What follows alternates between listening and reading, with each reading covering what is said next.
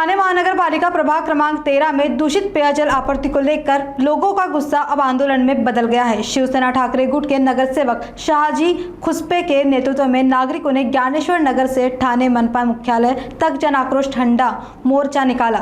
भारी बारिश के बावजूद बड़ी संख्या में महिलाओं सहित स्थानीय नागरिक इस आंदोलन में शामिल हुए और स्वच्छ पेयजल की मांग को लेकर मनपा प्रशासन के खिलाफ जोरदार प्रदर्शन किया।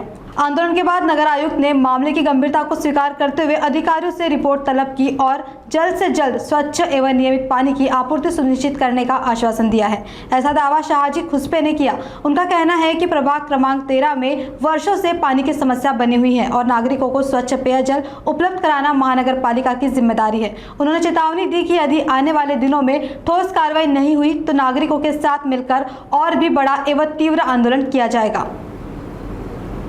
पाणी पण वेळेवर आम्हाला येत नाही। पाणी गढूळ असतं, पाण्यामध्ये जंतू निघतात, मातीचा गाळ असतो, तसं पाणी आम्ही पितो। काय करायचं याच्यावर काहीतरी इलाज करा बस। सगळी अंगाला खास सुटली, सगळी अंगाला खास सुटली, ते पाणी बंद करा पाणी, बस आमचं काय म्हणणं नाहीये।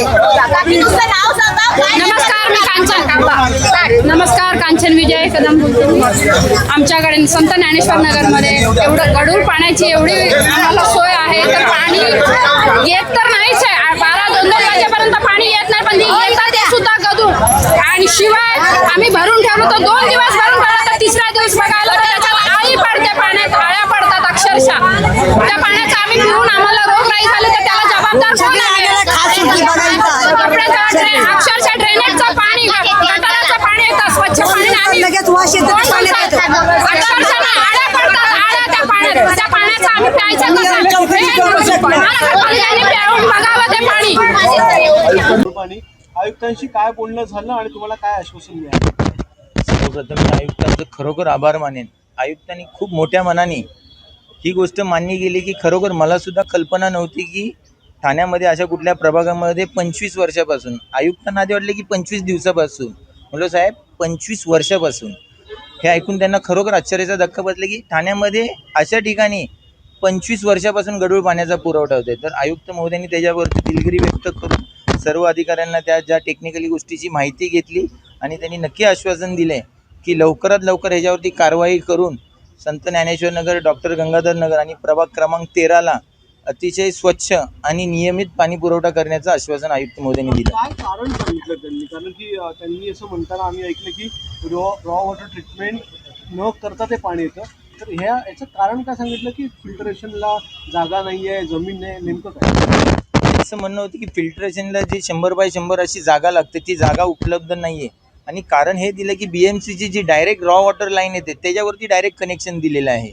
ही आधी भरपूर कनेक्शन होती, ही मागील 5 ते 10 वर्षापासून सर्व कनेक्शन काढण्यात आली, पण शेवटचं कनेक्शन हे संत ज्ञानेश्वर नगर, डॉक्टर गंगाधर नगर आणि प्रभाग 13चं हे मागील 25 वर्षापासून तसंच ठेवण्यात आलेलं होतं।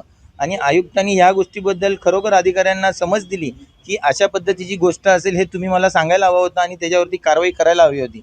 आणि आयुक्त महोदयांनी लवकरात लवकर ह्या गोष्टीचा पाठपुरावा करून लवकरच स्वच्छ पाणी पुरेल अशी ग्वाही दिलेली आहे। तुमचं समाधान झालेलं आहे की पुन्हा काही आंदोलन? समाधान म्हणजे आयुक्त महोदयांनी खरोखर मोठ्या मनाने हे मान्य केलं की आमची ही चुकी आहे की प्रत्येक नागरिकाला, ठाणे महानगरपालिकेच्या हद्दीतील प्रत्येक नागरिकाला स्वच्छ पाणी पुरवणे ही ठाणे महानगरपालिकेची नैतिक जबाबदारी आहे। ती जबाबदारी टाळता येणार नाही आहे, त्यामुळे ती नैतिक जबाबदारी आहे।